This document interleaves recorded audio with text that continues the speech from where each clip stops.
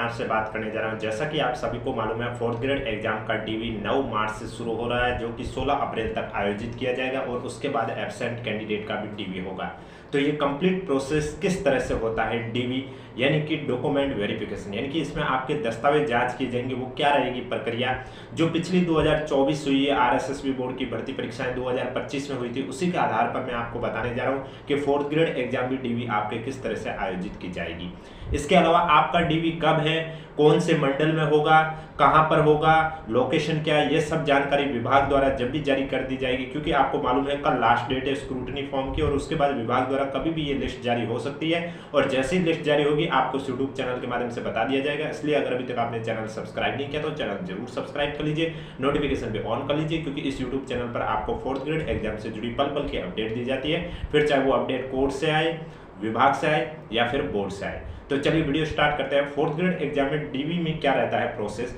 आप किसी भी भर्ती परीक्षा का डीवी करवाते हैं तो वहां पर आपको 2 सेट बनाने होते हैं, जिसमें एक फोटोकॉपी सेट होता है और एक आपके ओरिजिनल सेट होता है। ओरिजिनल सेट तो वहां पर आपके चेक किए जाते हैं और उसके बाद वापस आपको दे दिए जाते हैं, लेकिन जो फोटोकॉपी सेट होते हैं उस पर आपके अपने सिग्नेचर भी होनी चाहिए और वो वहां पर सबमिट होते हैं। अब जैसे कि चरित्र प्रमाण पत्र हुआ, अटेस्टेशन फॉर्म हुआ, स्क्रूटिनी फॉर्म, ये जो ओरिजिनल है वही लेके जाना होते हैं, क्योंकि ये वहां पर जमा होते हैं। तो अब इसमें क्या क्या प्रोसेस है, कौन कौन से डॉक्यूमेंट चेक किए जाते हैं, वो मैं कंप्लीट बताने जा रहा हूँ, इसलिए वीडियो को बिना स्किप के कंप्लीट देखें। और अगर आपके किसी भी डॉक्यूमेंट में कोई कमी रहती है स्पेलिंग मिस्टेक को लेकर, जैसे कि अगर आपकी कोई 10th या 12th या ग्रेजुएशन की मार्कशीट है, उसमें अगर आपके नाम में कोई स्पेलिंग मिस्टेक है या आपके पिता माता के नाम की स्पेलिंग में कोई मिस्टेक है, तो कोई बात नहीं, आप शपथ पत्र के माध्यम से भी ये काम चला सकते हैं कि भाई शपथ पत्र आप दे सकते हैं, जिसके माध्यम से जो भी त्रुटि है वो आप बता सकते हैं, आपका काम ईजी हो जाएगा। अब आपको डॉक्यूमेंट चेक किए जाएंगे, तो वो सभी आपके जो एप्लीकेशन फॉर्म में आपने फॉर्म फिल किए थे,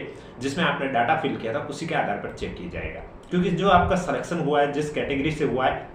वो आपके एप्लीकेशन फॉर्म के अकॉर्डिंग हुआ। यानी कि अगर आपने एप्लीकेशन फॉर्म में एससी कैटेगरी लिखी थी और रियल में आप ओबीसी कैटेगरी से हो, तो अगर आपका सिलेक्शन हुआ तो वो एससी कैटेगरी की कट ऑफ देकर हुआ था, लेकिन अगर आप रियल में ओबीसी कैटेगरी से हो तो जब डीवी होगा तो वहां आप फंस जाओगे। तो इससे बढ़िया है कि हम कोई भी आगामी भर्ती परीक्षाएं जो भी फॉर्म फिल करें तो उसमें सही सही जानकारी फिल करें, ताकि आगे आपको कोई दिक्कत ना हो। तो अब डीवी में क्या होता है, सबसे पहले आपके शैक्षणिक दस्तावेज कौन से चेक किए जाएंगे, इसके अलावा और अन्य कौन कौन से प्रमाण पत्र चेक किए जाएंगे उसके बारे में बात करने जा रहा हूँ। वहां पर आपके 2 जने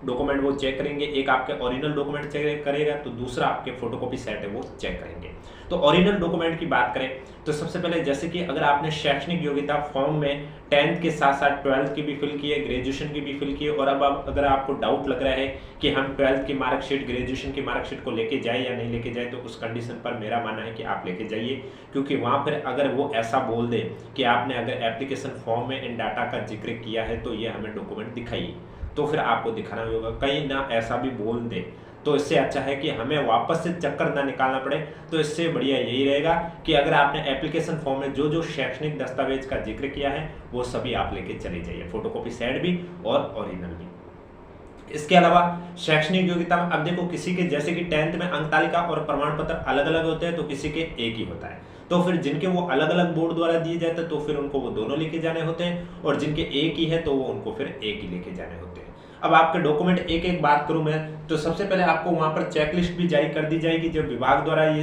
शेड्यूल जारी किया जाएगा डीवी में। इसके अलावा डीवी के इंस्ट्रक्शन जारी किए जाएंगे तो उसमें आपको बता दिए जाएंगे, चेकलिस्ट में भी आपको बता दिए जाएंगे कि आपके डॉक्यूमेंट कौन से क्रम में आपको रखने हैं। बाकी स्क्रूटिनी फॉर्म जो आपने एसएसओ आईडी के माध्यम से फिल किया है, जिन्होंने नहीं किया वो जल्दी से कर लीजिए, कल लास्ट डेट है, तो वो स्क्रूटिनी फॉर्म भी आपको प्रिंट निकाल कर लेके जाना होगा। वहां पर स्क्रूटिनी फॉर्म और उसकी रसीद भी लेके जानी होगी, जो आपने 100 रुपए दिए थे स्क्रूटिनी फॉर्म की, उसकी रसीद भी आपको लेके जानी होगी। इसके अलावा जो आपने अटेस्टेशन फॉर्म फिल किया था, अब देखो अटेस्टेशन फॉर्म डीवी में आप लेके जाइए, लेकिन आपका ये बाद में काम आता है, जैसे मेडिकल सर्टिफिकेट वाला और अटेस्टेशन फॉर्म पुलिस डिपार्टमेंट द्वारा वेरीफाई किया जाता है और ये सब बाद में काम आते हैं।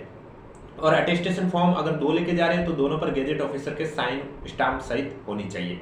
इसके अलावा एप्लीकेशन फॉर्म भी लेके जाना। अब देखो ये मैं जो आपको बताने जा रहा हूँ ये 2024-25 में आरएसएस बोर्ड की अलग अलग भर्ती परीक्षाएं हुई थी, तो उनके जो डीवी हुई उसी के आधार पर बता रहा हूँ। बाकी जब ऑफिशियली नोटिफिकेशन आएगा तभी भी आपको बता दिया जाएगा क्या गाइडलाइन जारी हुई, क्या क्या इंस्ट्रक्शन है, वो सब इस यूट्यूब चैनल पर बता दिया जाएगा। इसलिए अगर अभी तक आपने चैनल सब्सक्राइब नहीं किया तो चैनल जरूर सब्सक्राइब कर लीजिए। और अगर कोई भी डॉक्यूमेंट आपने बनाने हैं अगर अभी तक आपने नहीं बनाए हैं तो उसके फॉर्मेट की पीडीएफ आपको हमारे टेलीग्राम चैनल पर देखने को मिल जाएगी, जिसका लिंक नीचे डिस्क्रिप्शन में दे रखा है। तो इसमें एप्लीकेशन फॉर्म अगर किसी को नहीं मिल रहा है तो कोई बात नहीं, आप एसएसओ आईडी पर जाइए। एसएसओ आईडी पर जब आप जाओगे तो आप माई रिक्रूटमेंट पोर्टल पर जाओगे तो वहां पर आज तक जितने भी आपने फॉर्म फिल किए वो सब आपके सामने हिस्ट्री अवेलेबल होगी। तो वहां से आप 4th ग्रेड एग्जाम के सामने व्यू एप्लीकेशन का ऑप्शन होगा, वहां से आप अपने एप्लीकेशन फॉर्म का प्रिंट निकाल कर लेके जा सकते हैं।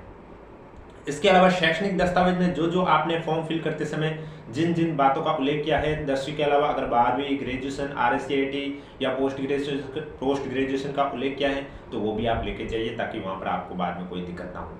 मूल्यांकन प्रमाण पत्र भी आपको लेके जाना होगा। अब मूल्यांकन प्रमाण पत्र कब का बना होना चाहिए इसके बारे में भी मैं आपको बता देता हूँ। अगर आपका मूल्यांकन प्रमाण पत्र आपने एप्लीकेशन फॉर्म की लास्ट डेट के बाद बनाया है तो आपको इसके साथ एक शपथ पत्र भी लेके जाना होगा,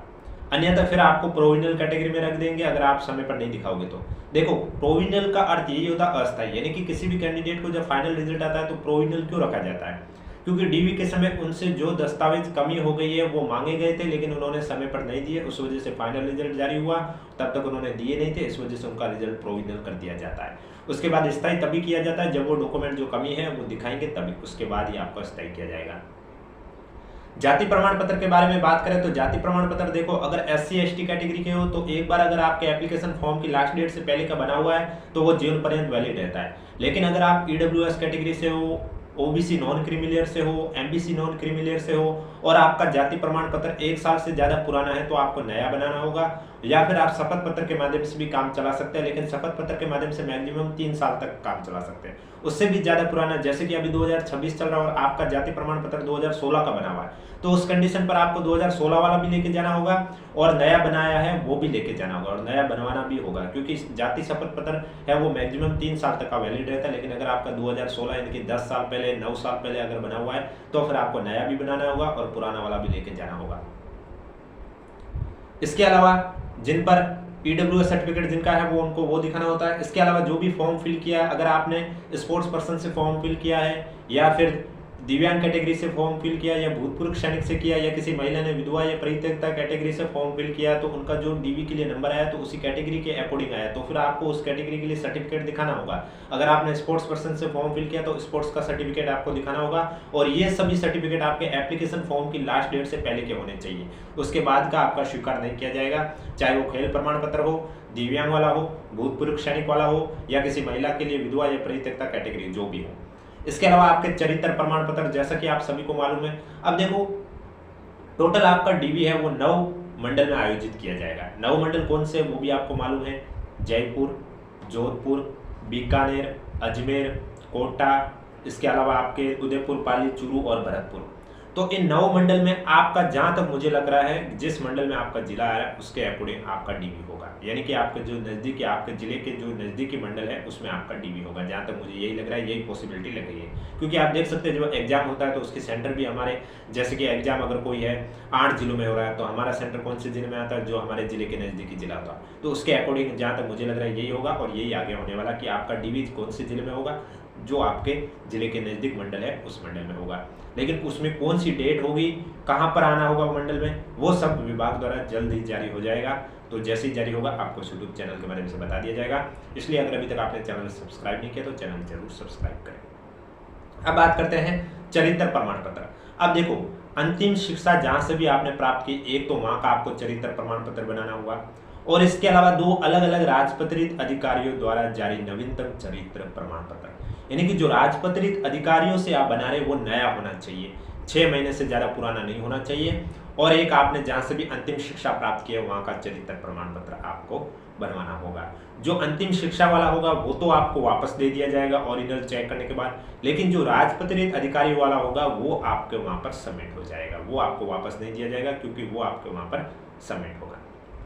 इसके अलावा शपथ पत्र को लेकर अगर आपने कहीं पर भी दिया, जैसे कि आपने फॉर्मेट देखे ही होंगे बोर्ड द्वारा जब डीवी को लेकर इंस्ट्रक्शन जारी हुए, तो उसमें आपको कुछ सामान्य घोषणा पत्र हुआ, दहेज वाला हुआ, धूम्रपान वाला हुआ, या किसी का विवाह 2006 से पहले हुआ, तो इन सबको लेकर आपको एक शपथ पत्र भी प्रस्तुत किया था, उसका फॉर्मेट भी बताया था, तो वो भी आपको वहां दिखाना होगा। जैसे कि सामान्य घोषणा पत्र है, ये आपके 50 रुपए के नॉन जुडिशियल स्टाम्प पर नोटरी से सत्यापित होना चाहिए, तो ये भी आपके वहां पर ओरिजिनल है वो सबमिट होगा।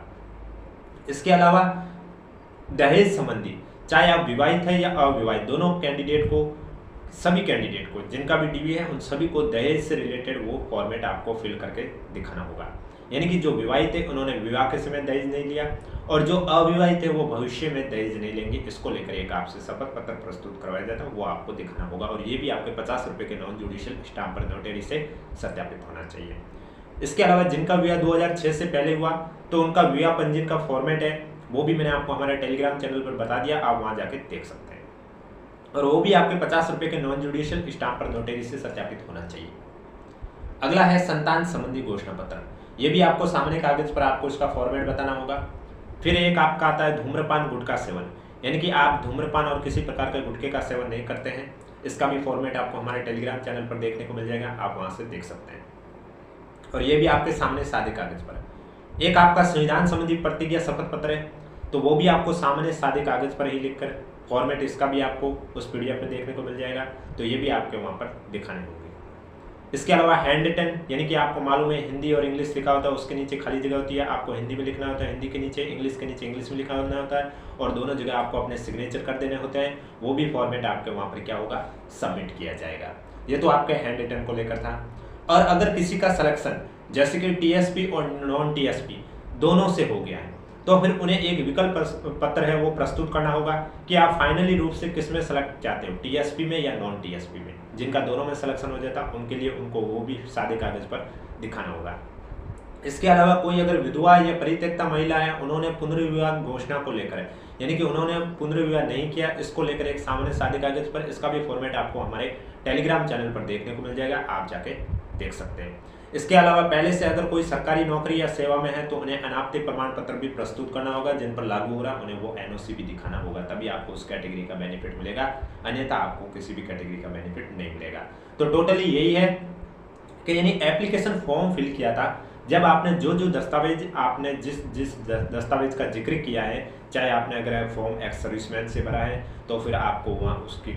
प्रमाण पत्र दिखाने होंगे, अगर आपने फॉर्म स्पोर्ट्स कोटे से भरा है तो उसके आपको प्रमाण पत्र दिखाने होंगे, अगर आपने ओबीसी कैटेगरी से फॉर्म फिल किया तो ओबीसी का कास्ट सर्टिफिकेट दिखाना होगा, जिस कैटेगरी से फॉर्म करोगे उस कैटेगरी का आपको कास्ट सर्टिफिकेट दिखाना होगा। अब इसके अलावा